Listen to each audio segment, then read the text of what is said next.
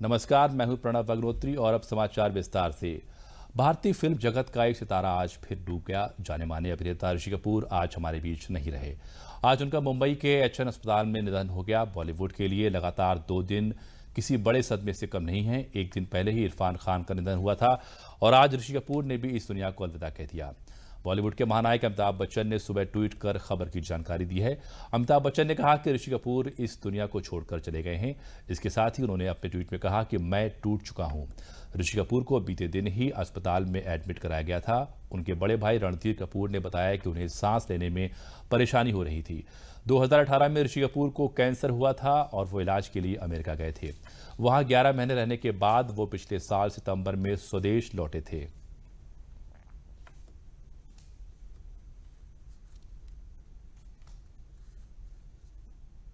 ऋषि कपूर के निधन से पूरा फिल्म जगत क्या बल्कि देश में सभी लोग शोक की लहर में डूब गए हैं। पीएम मोदी ने ऋषि कपूर के निधन पर दुख व्यक्त किया और कहा कि वह बहुआयामी, प्रिय और जीवंत थे। पीएम ने कहा कि ये ऋषि कपूर जी ही थे, वो प्रतिभा के पावर हाउस थे। उन्होंने ये भी कहा कि वो हमेशा सोशल मीडिया पर भी अपनी बातचीत को रखा करते थे। वे फिल्मों और भारत की प्रगति के बारे में भावुक थे। पीएम ने उनके परिवार और प्रशंसकों के प्रति संवेदना जाहिर की। और वहीं सूचना और प्रसारण मंत्री प्रकाश जावड़ेकर ने फिल्म अभिनेता ऋषि कपूर के निधन पर दुख व्यक्त किया है। ऋषि कपूर का निधन एक बहुत दुखदायक है।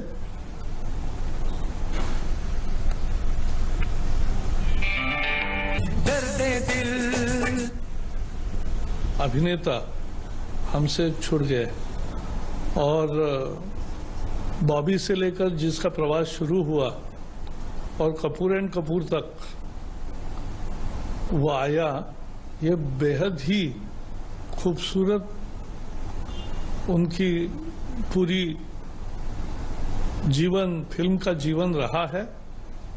और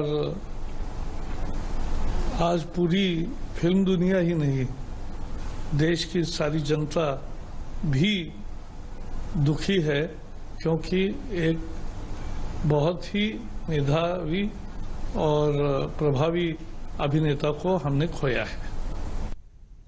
स्वास्थ्य मंत्रालय की ओर से जारी ताजा जानकारी के मुताबिक भारत में कोरोना वायरस के संक्रमण के कुल 33,050 मामले हैं, जिनमें 23,651 केस सक्रिय हैं। 8,324 मरीज संक्रमण से मुक्त होकर अस्पताल से ठीक होकर वापस घर जा चुके हैं, जबकि मौत का आंकड़ा 1,074 है। देश में फिलहाल 3 मई तक लॉकडाउन का दूसरा चरण है और सरकार लगातार लोगों से कह रही है कि वो अपने घरों में रहें ताकि कोरोना वायरस के संक्रमण का फैलाव रोका जा सके। कोरोना वायरस की महामारी के कारण देश में लॉकडाउन के बीच विभिन्न राज्यों में फंसे हुए मजदूरों को लाने के लिए मुख्यमंत्री योगी आदित्यनाथ के निर्देश के बाद शाहजहांपुर जनपद में हरियाणा राज्य से 600 मजदूर आ चुके हैं। हरियाणा से रोडवेज बसों से आए मजदूरों को जिला प्रशासन ने जिले के 6 ब्लॉकों के कॉलेजों में रोकने और खाने का प्रबंध किया है। जिलाधिकारी इंद्र विक्रम सिंह ने बताया कि अभी तक 600 मजदूर आ चुके हैं, जिनकी स्वास्थ्य विभाग द्वारा जांच कर अलग अलग बनाए गए सेंटरों में 14 दिनों के लिए क्वारंटीन किया गया है। इन लोगों के खाने के लिए व्यवस्था के लिए हर जगह कम्युनिटी किचन बनाए गए हैं, जो इन लोगों को खाना दे रहे हैं। 14 दिनों के बाद इनको यहां से निकालकर इनके घरों पर भी 14 दिनों के लिए होम क्वारंटीन किया जाएगा। उन्होंने बताया कि यदि और प्रवासी मजदूर बाहर से आते हैं तो उनके लिए भी व्यवस्था की जा रही है।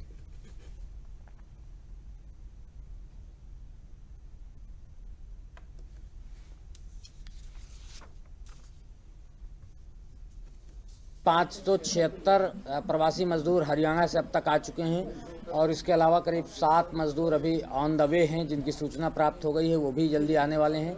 तो इस तरीके से लगभग 600 के आसपास हमारे यहाँ प्रवासी मजदूर आ गए हैं। सभी को शेल्टर होम्स में क्वारंटीन कराया गया है और उनका हेल्थ चेकअप किया गया है और उनको हेल्थ चेकअप करने के साथ साथ उनके खाने पीने की व्यवस्था की जा रही है।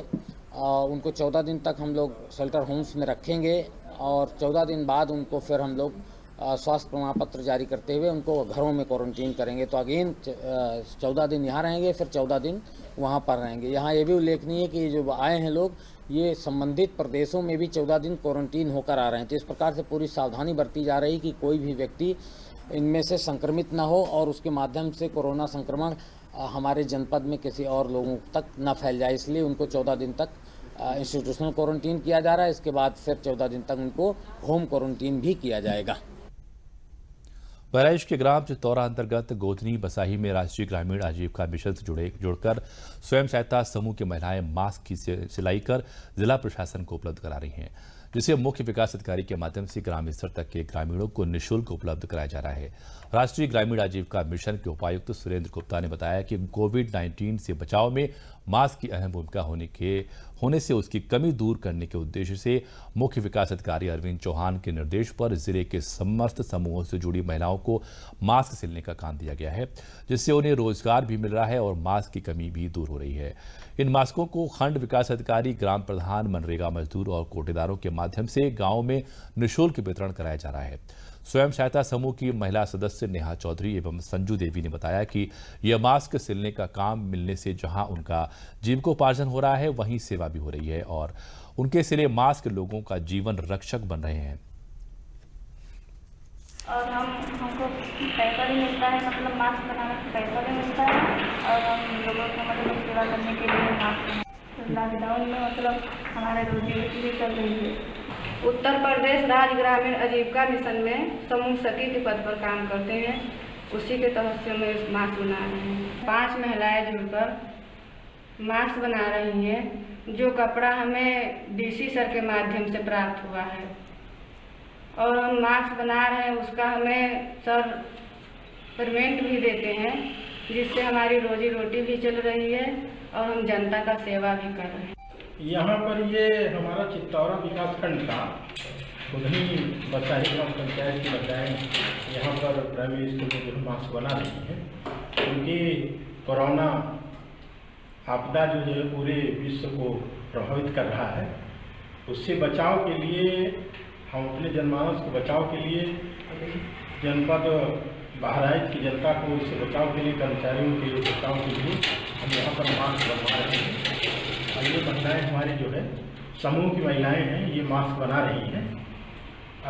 इसी तरह से हम 14 विकास खंड में अपनी मास्क का निर्माण करा रहे हैं और उसको जो है हम मुख्य विकास अधिकारी महोदय के नेतृत्व में सभी ग्राम प्रधानों को वितरित करेंगे। इसके द्वारा जो है सामान्य जनता को जो है प्राप्त हो सके। लॉकडाउन में लोगों को मास्क खरीदने में दिक्कतें ना हो, इसलिए हाथरस जिले के एसपी और गौरव बंसवाल ने अपने विभाग की महिला पुलिसकर्मियों से मास्क बनवाना शुरू किया है, ताकि कोई भी व्यक्ति बिना मास्क के ना रहे और उसके पास मास्क न मिल पाने जैसा कोई बहाना ना रहे। मास्क बना रही महिला पुलिसकर्मियों ने बताया कि यह मास्क गरीब निर्धन लोगों के लिए बना रही हैं, जो लोग इसे खरीद नहीं पा रहे हैं। उन्होंने कहा कि लॉकडाउन में दुकानों से भी लोग मास्क नहीं खरीद पा रहे हैं, ऐसे लोगों को भी यह मास्क उपलब्ध कराए जाएंगे।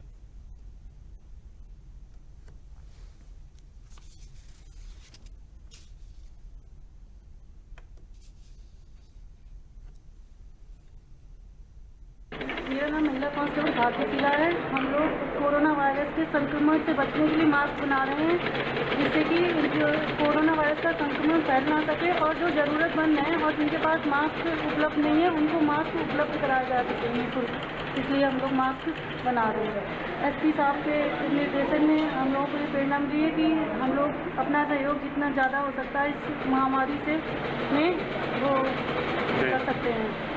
हाथरस पुलिस लाइन में हम लोगों ने कुछ कपड़ा परचेज किया था और इसके जो ट्रिपल लेयर मास्क कुछ महिला कर्मियों द्वारा बनाए जा रहे हैं। उन्होंने प्रोत्साहित होकर के खुद ही बताया था कि कुछ जो यहाँ पर पुलिसकर्मी हैं, उनके परिवार जो हैं, उनके पास मास्क की कमी है, तो सभी को मास्क सबके पास होना चाहिए। इसी में इन्होंने अपने ड्यूटी के एक अतिरिक्त जो अपनी रिस्पॉन्सिबिलिटी एक कह सकते हैं जिसको निभाने के लिए इन्होंने अपने आप से वॉलंटियर करके मास्क सिलने के उसमें किया है। तकरीबन 4000 से 4500 के करीब हम इसमें टोटल मास्क सिल पाएंगे और इनको फिर वितरित किया जाएगा। कोरोना की वैश्विक महामारी से लोगों को बचाने के लिए बाराबंकी में भाजपा सांसद उपेंद्र सिंह रावत ने कोरोना से जंग में अपनी भूमिका निभाते हुए पुलिस और प्रशासन के कर्मचारियों को एक ऐसी होम्योपैथी दवा दी जो कोरोना की इस महामारी के समय में इम्यूनिटी बूस्टर का काम करेगी। भाजपा सांसद उपेंद्र सिंह रावत ने बताया कि यह ऑर्सेनिक एल्बम 30 नाम की होम्योपैथिक दवा है। इसका मुख्य कार्य लोगों के अंदर इम्यूनिटी पावर को बढ़ाना है, जो कोरोना से बचाव के लिए अति आवश्यक है। यह दवा पहले चरण में सभी कोरोना वॉरियर्स को उपलब्ध कराई जा रही है और दूसरे चरण में यह सभी नागरिकों के लिए भी उपलब्ध कराई जाएगी। भारत सरकार के आयुष मंत्रालय ने भी इस दवा को सभी लोगों के लिए जरूरी बताया है। आज पुलिस विभाग के लिए पुलिस को और राजस्व विभाग के लिए एसडीएम को दवा दी गई, जो अपने सभी कर्मचारियों को और उनके परिवार को दवा उनके माध्यम से पहुंचा दी जाएगी। जिला होम्योपैथी अधिकारी एएन सिंह ने बताया कि यह दवा लोगों की रोग प्रतिरोधक क्षमता को बढ़ाने का काम करती है। होम्योपैथिक में इस दवा का नाम आर्सेनिक 30 है। इस दवा को जनपद के सभी होम्योपैथी अस्पतालों में उपलब्ध करा दिया गया है। सोशल डिस्टेंसिंग का पालन करते हुए प्रतिदिन 100 लोगों को यह दवा दी जाएगी।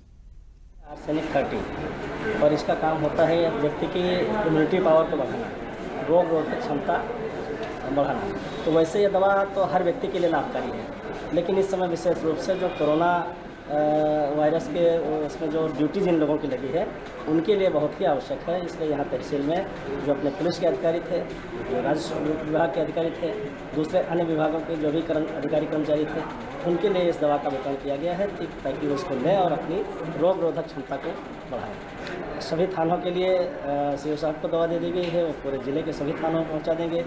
जो लोग ड्यूटी जहाँ पर कर रहे हैं वहाँ पर भी दवा पहुँच जाएगी। जो राजस्व के अधिकारी हैं, कर्मचारी हैं या दूसरे डिपार्टमेंट के हैं, उनके लिए दवा एसडीएम साहब को दे दी गई है। तो सब तक ये दवा पहुंच जाएगी, जो इस समय आज विशेष रूप से उन लोगों के लिए है जो इसमें वॉरियर्स के रूप में काम कर रहे हैं उनके लिए। लक्षण जो सामान्य सर्दी जुकाम के लक्षण है, अगर किसी को होता है तो उसमें भी ये दवा है। सर्दी जुकाम में पहला बार बुखार, दूसरा कफ, खांसी आना, तीसरा स्नेजिंग, छींक, ये, और उसके बाद आदमी को थोड़ा थकान और महसूस होता है और कमजोरी। ये 4-5 ऐसे सिम्टम हैं जिनको हमारे डॉक्टर्स ऑब्जर्व करेंगे, उसके हिसाब से ये दवा तब भी देंगे जबकि अगर किसी को ऐसी प्रॉब्लम है तो। और प्रिवेंशन के लिए, माने बचाव के लिए, तो हम ये दवा कंपलसरी कह रहे हैं कि सभी को लेना आवश्यक है। अम्बेडकर नगर में आंगनबाड़ी कार्यकर्तियां घर घर जाकर पोषाहार का वितरण कर रही हैं। जनपद के रामनगर ब्लॉक के बाल विकास परियोजना अधिकारी सुशीला सिंह ने बताया कि कोरोना महामारी के दौरान आंगनबाड़ी कार्यकर्तियां एवं सुपरवाइजर घर घर जाकर पुष्टाहार का वितरण कर रही हैं। साथ ही लोगों को 1 से 1.5 मीटर की सामाजिक दूरी बनाए रखने और मुंह ढककर रहे और बार बार हाथ धोते रहने के लिए भी बताया जा रहा है। सेमरा मानापुर की कार्यकर्त्री सरिता ने बताया कि घर घर जाकर पोषाहार वितरण कर रही हूं एवं स्वच्छता के बारे में बता रही हूं एवं कोरोना संक्रमण के दौरान सोशल डिस्टेंसिंग के बारे में भी बता रही हूं। हमारी आंगनबाड़ी कार्यकर्तियां और सुपरवाइजर क्षेत्र में घर घर जाके पुष्टाहार वितरण कर रही हैं और प्रधानमंत्री के मंशा के अनुसार स्वच्छता का भी ध्यान दिया जा रहा है और सामाजिक दूरियां 1-1.5 मीटर की दूरी पे ये सब बताया जा रहा है कि दूरी बना के ही क्षेत्र रहा करें और सब लोग अपना मुंह ढक के रहा करें, ये क्षेत्र में बताया जा रहा है। और हाथ धोने के लिए भी बताया जा रहा है कि आप लोग बार बार हाथ धोया करिए। लाभार्थियों को, गर्भवती महिलाओं को, सभी लोगों को घर घर जाकर आहार का वितरण कर रहे हैं तथा उनको स्वच्छता के बारे में बता रही हूँ तथा इस कोरोना संक्रमण के दौरान सोशल डिस्टेंसिंग के बारे में भी उनको बता रही हूँ। कोरोना वायरस से निपटने के लिए जहां एक तरफ तमाम सरकारी प्रयास किए जा रहे हैं, वहीं पर सामाजिक प्रयास भी हो रहे हैं। भूखे जरूरतमंद लोगों को खाना उपलब्ध करवाया जा रहा है। कोरोना योद्धा के रूप में फ्रंट लाइन पर कार्य कर रहे डॉक्टर, पुलिसकर्मी, मीडिया के लोगों के लिए भी लोग आगे आ रहे हैं। वाराणसी में एक स्वयंसेवी संस्था द्वारा ऐसे लोगों के लिए सेवा पोटली का वितरण किया गया, जिसमें उनके अल्पाहार के लिए सामग्री है। स्वयंसेवी संस्था के अध्यक्ष संस्थापक राजीव श्रीवास्तव ने बताया कि समाज के अन्य वर्ग के लिए तो काफी कार्य हो रहे हैं, लेकिन इसके अलावा हमें कोरोना वॉरियर्स के रूप में पहचान बनाने वाले इन लोगों का भी ध्यान रखना है। यह घर से बाहर भूखे प्यासे अपने कार्यों को अंजाम दे रहे हैं, इसीलिए उनको अल्पाहार का पैकेट उपलब्ध कराया जा रहा है, जिससे वो फील्ड में भूखे प्यासे ना रहें। इसके अलावा उनकी संस्था द्वारा भूखे जरूरतमंदों को ही नहीं बल्कि गर्भवती बुजुर्गों, बच्चों के लिए भी जरूरत का सामान उपलब्ध कराया जा रहा है। अभी तक तो अनाज बैंक 24 घंटे की रसोई चला करके भूख पीड़ितों तक भोजन का पैकेट पहुंचा ही रहा है। साथ में रोजेदारों के लिए अलग इंद्रेश पोटली पहुंचा रहा है।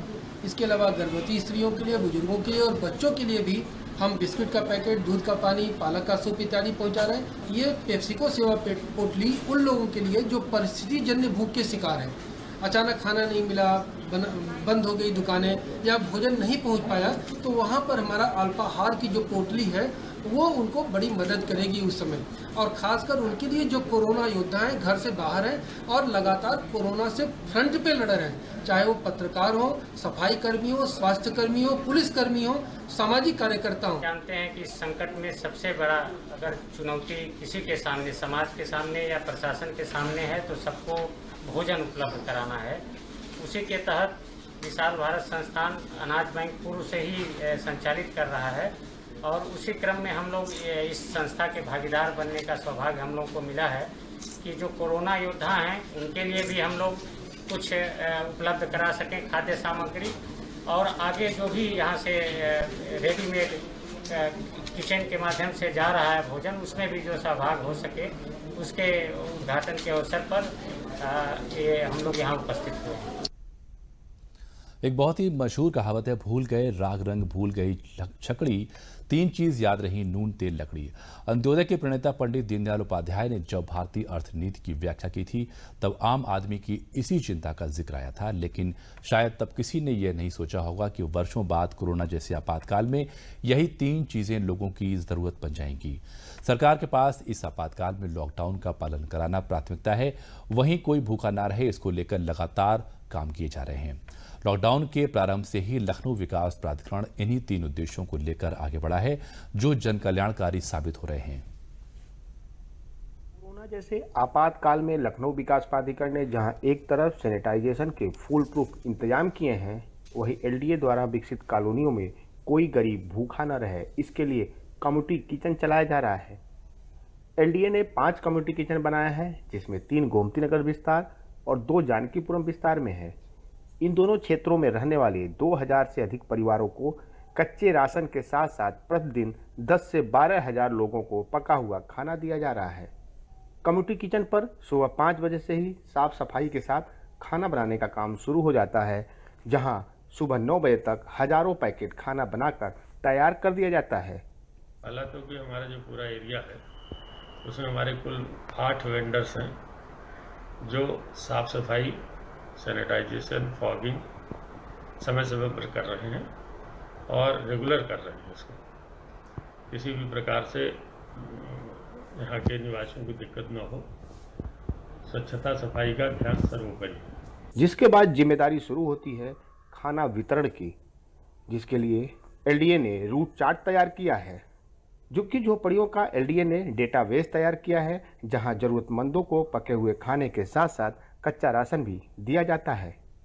बेरोजगार हो गए हैं जो लॉकडाउन की वजह से काम पर नहीं जा पा रहे हैं, झुग्गियों में रह रहे हैं, मजबूर हैं और निराश्रित लोग हैं, उन लोगों को हम लोग बना बनाया खाना दे रहे हैं और साथ ही उनको कच्चा राशन भी दे रहे हैं। देर रात तक लोगों को कंट्रोल रूम से मिल रही सूचनाओं के आधार पर भी पका हुआ और कच्चा राशन पहुंचाने की व्यवस्था की गई है, जिससे इस आपातकाल में एलडीए द्वारा विकसित कॉलोनी, जिसे अभी तक नगर निगम को हस्तांतरित नहीं किया गया है, वहां कोई भूखा न रहे। Umashankar Dubey, DD news, Lucknow.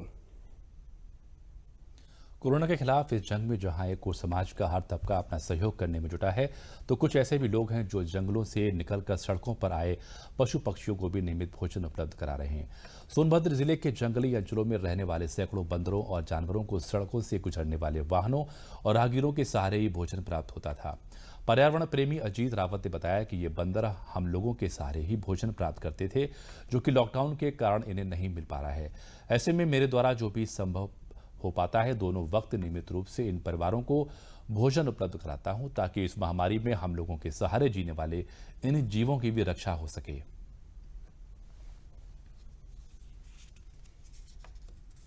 प्रकार 2000 से 22 मार्च के बाद आदरणीय प्रधानमंत्री द्वारा देश को बचाने के लिए लॉकडाउन किया गया है। ऐसी स्थिति में जन जन तक खाना पहुंचाने का कार्य तो किया जा रहा है, परंतु जो जंगली जानवर है, गांव के पशु हैं, उनको खिलाने के लिए गांव के लोग तो खिला देते हैं, परंतु जो जंगल के जानवर, पशु, बंदर वगैरह है, वो शहर की तरफ रुख कर रहे हैं। ऐसी स्थिति में हम लोग मिलकर इन जानवरों को प्रतिदिन बंदरों को खाना खिलाने का काम किया जा रहा है और आगे जब तक लॉकडाउन रहेगा तब तक एक मुहिम चलाई गई है हमारे द्वारा कि पशुओं को खाने बिना मरने नहीं दिया जाएगा। आजमगढ़ में केंद्र सरकार द्वारा लॉकडाउन में निर्धन परिवारों के लिए 3 माह क्रमशः अप्रैल, मई और जून में निःशुल्क गैस रिफिलिंग के लिए उनके खाते में धनराशि दी जा रही है। प्रधानमंत्री उज्ज्वला योजना के अंतर्गत जनपद में 2,24,094 पात्र लाभार्थी हैं जिन्हें लॉकडाउन में लाभ दिया जा रहा है। जिले में इंडियन ऑयल के फील्ड ऑफिसर व उज्ज्वला योजना के नोडल अधिकारी विशाल पोरवाल ने बताया कि लॉकडाउन में उज्ज्वला योजना के अंतर्गत लाभार्थी महिलाओं को 3 गैस सिलेंडर रिफिलिंग की सुविधा उपलब्ध होगी। इसी क्रम में आजमगढ़ जनपद की सभी गैस एजेंसियां बढ़ चढ़कर प्रयास कर रही हैं, घर घर पर गैस सिलेंडर उपलब्ध करा रही हैं।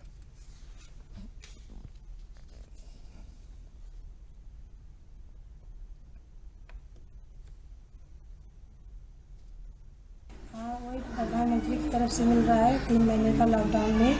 हाँ, वैसे तो उनको धन्यवाद ही दिया जा सकता है। ये मुझे उज्ज्वला योजना के स्तर मिला है। मैं नरेंद्र सिंह मोदी का धन्यवाद करती हूँ, प्रधानमंत्री का। और इस लॉकडाउन में मुझे 821 रुपये मिला है, जिसकी वजह से मैं इसका लाभ उठा रही हूँ। मुझे प्रधानमंत्री जी को सशक्त बनाना है। हमारे खाते में पैसा आ रहा है, उसका मैं लाभ उठा रही हूँ और उसका गैस आ रहा है। माननीय प्रधानमंत्री जी के द्वारा जैसा कि घोषणा किया गया था कि लॉकडाउन के दौरान हमारे उज्ज्वला लाभार्थियों को 3 फ्री रिफिल दिया जाएगा। उसी क्षेत्र में हमारी आजमगढ़ की सारी एजेंसियां बढ़ चढ़कर प्रयास कर रही हैं और उज्ज्वला लाभार्थियों को घर पर ही सिलेंडर प्रदान कर रही हैं। जिन्होंने अप्रैल महीने में सिलेंडर प्राप्त कर लिया है, उनको अगले महीने का किस्त उनके अकाउंट में मई महीने में आ जाए। कोरोना वायरस की महामारी के कारण देश भर में चल रहे लॉकडाउन के दौरान प्रधानमंत्री जन धन योजना के तहत केंद्र सरकार ने गरीब महिलाओं के खाते में 500 रुपए डाले हैं। देश भर में चल रहे कोरोना वायरस से बचने के लिए लॉकडाउन के बाद लोगों के कारोबार पर खासा असर पड़ा है। ऐसे में मुसीबत की घड़ी में प्रधानमंत्री नरेंद्र मोदी ने प्रधानमंत्री जन धन योजना के तहत गरीब महिलाओं के खाते में 3 महीने तक 500 रुपए खाते में डालने का जिम्मा लिया है। ऐसे में कोरोना महामारी के दौर में कारोबार से खत्म परिवार की सहूलियत के हिसाब से 500 रुपए मिलने के बाद बिजनौर शहर की तमाम महिलाएं प्रधानमंत्री का शुक्रिया अदा कर रही हैं। चाहती हूँ, उन्होंने हमें हमारे अकाउंट में 500 रुपए दिए हैं, 500 रुपए डाले हैं और ऐसी महामारी में, ऐसी परेशानी में उन्होंने हमें 500 रुपए दिए हैं। मैं उनका शुक्र अदा करना चाहती हूँ। जबकि पूरा कारोबार बंद है, मोदी जी ने ऐसे वक्त में हमारे खाते में 500 रुपए डाले, हम उनका एहसान मानते हैं। जबकि पूरे लॉकडाउन में हमारे सबके कारोबार ठप हो चुके हैं, ऐसे वक्त में उन्होंने हमारी सहायता की, हम उनका बहुत बहुत शुक्रिया कहना चाहते हैं। सबसे पहले तो मैं मोदी जी का धन्यवाद कहना चाहती हूँ, जो उन्होंने इस टाइम पे लॉकडाउन हो रहा है, दुनिया के कारोबार कुछ भी नहीं है, 500 रुपये जो डलवाए हैं उन्होंने, उसके लिए धन्यवाद बार बार। और इस टाइम पे कोई कारोबार कुछ भी नहीं है, सब कुछ ठप है। और इस टाइम पे 500 रुपये कितने बड़ी अहमियत रखते हैं कि डूबते को किनारा मिल गया हो जैसे। कोरोना संकट में बंदी के दौरान सरकार द्वारा चलाई जा रही मनरेगा योजना गरीब मनरेगा मजदूरों के लिए बहुत उपयोगी साबित हो रही है। योजना के अंतर्गत जहां लॉकडाउन में मनरेगा मजदूरों को उनके घर के आसपास काम मिल रहा है, वहीं सरकार द्वारा उनके खाते में सीधे 1000 रुपये भेजे जाने के बाद मजदूर इन पैसों से अपने घर की बुनियादी जरूरतों को आसानी से पूरा कर रहे हैं।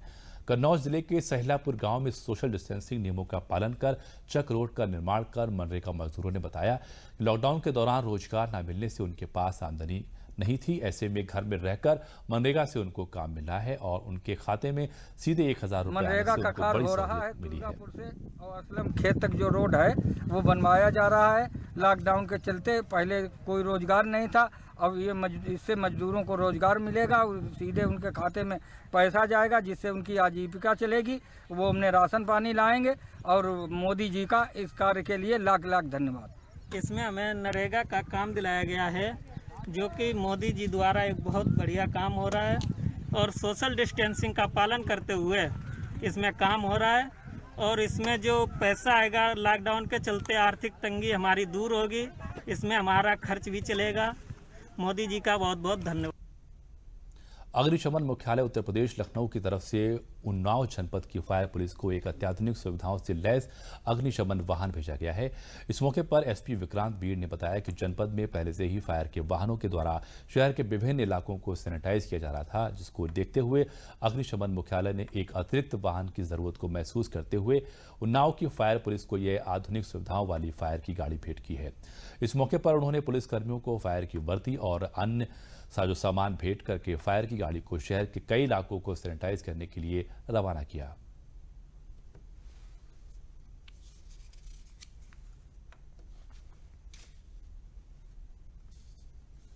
देखिए, अग्निशमन मुख्यालय की तरफ से जनपद उन्नाव को एक नया फायर की गाड़ी मिली है, जिसकी कैपेसिटी 5000 लीटर है। ये एक अत्याधुनिक गाड़ी है, तो इसका इस्तेमाल न केवल आग बुझाने में होगा, बल्कि साथ ही साथ जैसा आप कोरोना से चूँकि हम लोग बचाव के जो हम लोग उपाय ढूंढ रहे हैं, तो इलाकों को सैनिटाइज करने में भी इसका इस्तेमाल हम करेंगे। पहले से भी जो हमारे फायर डिपार्टमेंट के साथ जितनी गाड़ियाँ थीं वो लगातार सैनिटाइज करने में लगी हुई थी, और ये नई गाड़ी आ जाने से चूँकि इसकी कैपेसिटी भी ज़्यादा है, तो इससे हमें सैनिटाइज कराने में, इलाकों को सैनिटाइज कराने में इससे बहुत मदद मिलेगी। रायबरेली जिले में कमिश्नर मुकेश मिश्राम, आईजीएस के भगत सहित जिले के आला अधिकारी जनपद में निरंतर पैर पसार रहे कोरोना वायरस कोविड-19 के संक्रमण को देखते हुए काफी चिंतित एवं गंभीर है। पूर्व में कोरोना संक्रमितों की संख्या 43 थी, जो एक और व्यक्ति के संक्रमित होने के पश्चात बढ़कर 44 हो गई, जो कि चिंता का विषय है। निरीक्षण के दौरान कमिश्नर ने सभी क्वारंटाइन सेंटरों पर कैमरे, लाइट, बिस्तर, पानी आदि की व्यवस्थाओं के साथ ही उचित संख्या में शौचालय व किचन आदि के बारे में विधिवत जानकारी ली और संबंधित अधिकारियों को निर्देश दिए कि कोरोना वायरस से बचाव हेतु जो लोग क्वारंटाइन भेजे गए और भेजे जाने वाले हैं, वो उनको किसी प्रकार की मूलभूत सुविधाओं में कमी न रहे। का बहुत अच्छी तरीके से भली भांति अनुपालन सुनिश्चित किया जा रहा है, और हमने यहाँ भी देखा, सलोन में भी जाकर के देखा, ऊंचाहार में देखा, जो हॉट स्पॉट्स हैं जो सील किए गए हैं, चाहे वो गांव हो चाहे कस्बे हों, उन सभी जगह पर लोगों के द्वारा भी इसको अच्छी तरीके से इसका अनुपालन किया जा रहा है। लोग सहयोग कर रहे हैं, ये एक बहुत अच्छी बात है। दूसरी तरफ हमको ये देखना है कि कैसे सोशल डिस्टेंसिंग का पालन करते हुए जो रोज़मर्रा की ज़रूरी चीज़ें हैं उनकी सप्लाई लोगों को मिलती रहे। इसके वाराणसी में कोरोना पॉजिटिव के लगभग 1 दर्जन मरीज नए पाए जाने के बाद संक्रमितों की संख्या 49 पर पहुंच गई है। यह संख्या अचानक बढ़ने से जिला प्रशासन ने नगर निगम सीमा क्षेत्र में सभी प्रकार की दुकानें, मंडी, होम डिलीवरी, व्यावसायिक गतिविधियां बंद रखने का ऐलान किया है। सभी प्रकार के पास भी निरस्त कर दिए गए हैं। शहर में 6 नए हॉटस्पॉट बना दिए गए हैं। वाराणसी में हॉटस्पॉट की कुल संख्या 14 हो गई है। वाराणसी में पूर्व में कोरोना पॉजिटिव के मरीजों की संख्या काफी कम थी और कुछ दिनों तक एक भी मरीज नहीं बढ़े, लेकिन इधर अचानक एकाएक मरीजों की संख्या में वृद्धि होने लगी, जिसके कारण नगर की सुबह खुलने वाली आवश्यक जीवन उपयोगी वस्तुओं की दुकानें पूर्ण रूप से बंद कर दी गई और दवा तक की दुकानें बंद पाई गई।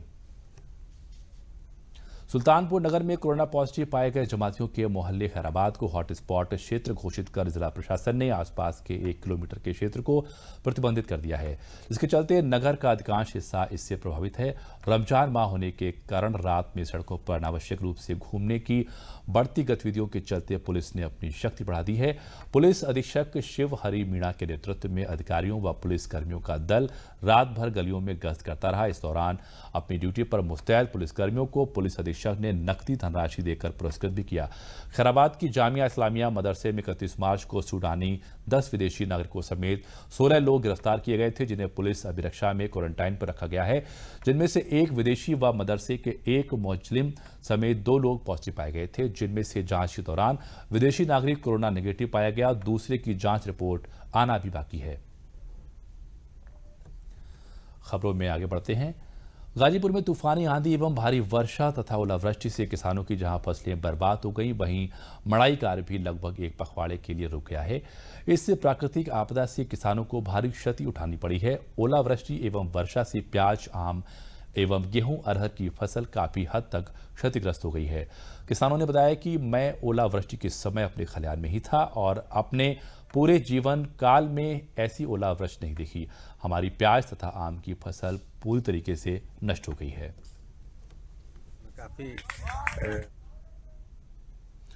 और इसी के साथ समाचार समाप्त हुए। नमस्कार।